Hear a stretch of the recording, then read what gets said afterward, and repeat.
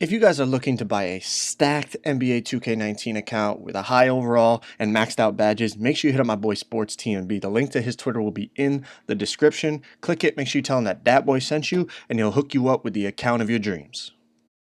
What it does, YouTube? Dat Boy back with another video. Today, Patch 5 has dropped, and I'm bringing you everything you need to know about Patch 5. All I ask is that you drop a like on the video. Let's try to get 2,000 likes on this video, alright? I'm going to bring you everything you need to know about Patch 5. If you want to know the full details, you want the full patch notes, I will leave that in the description. It's a link to a Forbes article. They always post the patch notes. Other than that, I'm going to give you all the gameplay and kind of park updates. The rest is my team and my GM and all that. If you guys want that, just click the link in the description. This will be about the gameplay and the park. All right, so let's get right into it. So the first update we have is in ProAm. This is the only ProAm update. Users will no longer be required to finish out games against all AI players when the opposing team forfeits by leaving the game. So in ProAm now, in Team ProAm, when the other team quits, you won't have to keep playing. You will automatically get the win. In Rec Center, I'm assuming you have to keep playing, but I'm not positive. They just talked about ProAm.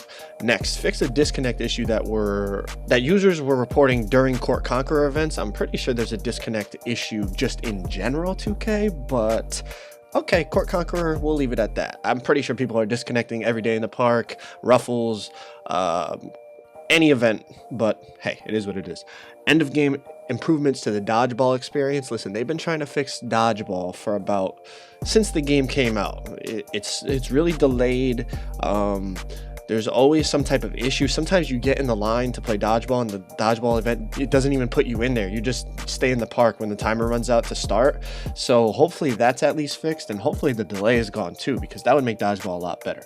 Improved logic and visuals on pulling the chair in the post. This is something that a lot of people were complaining about, because you would perfectly time the pull the chair, but there's so many like kind of weird animations you would get with pull the chair. A lot of times you wouldn't even be rewarded with it. Pulling the chair is essentially when the dude goes to back into you, you step away and let his momentum essentially take him out of bounds or take him and he falls down and stuff. But a lot of times he wouldn't even fall down, he would just get a dunk. So we'll see what they did with that. Improved lighting quality inside the new Ante-Up daily spin room.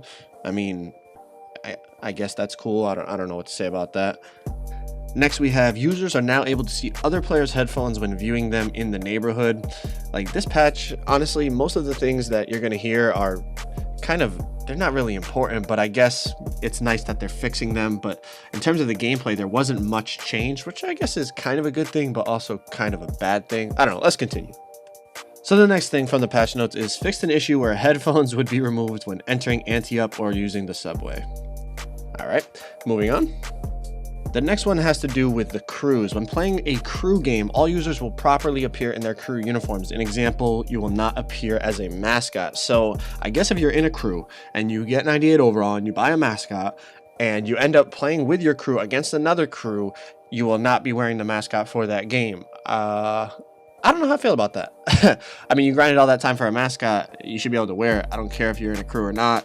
But I guess it's not that big of a deal because most of us are not going to reach 98 overall. So, and the last bit of news is the VCM mount should now always properly appear above the court when in the Ante-Up courts. So that's just a little improvement to the neighborhood, I guess, or to the Ante-Up or the stage. Listen, most of this patch, honestly, was just little things in the neighborhood from when I read the whole patch notes. Most of it was just improvements in the neighborhood, and then there was a lot of improvements to my team, my GM, like not much to the park, not much to gameplay at all. ProAm, a lot of people have been asking for fixes to that, and all they did was fix the fact that now you don't have to finish a game against a team when they quit out.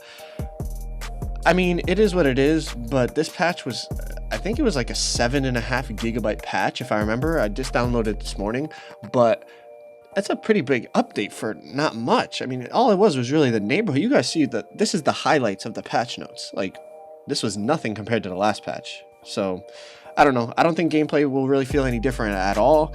I mean, you never know, but I'm pretty sure gameplay is exactly the same, basically. They just made some improvements to the neighborhood, and that's about it. So hope you guys enjoyed the video. Drop a like if you did, and I'm out.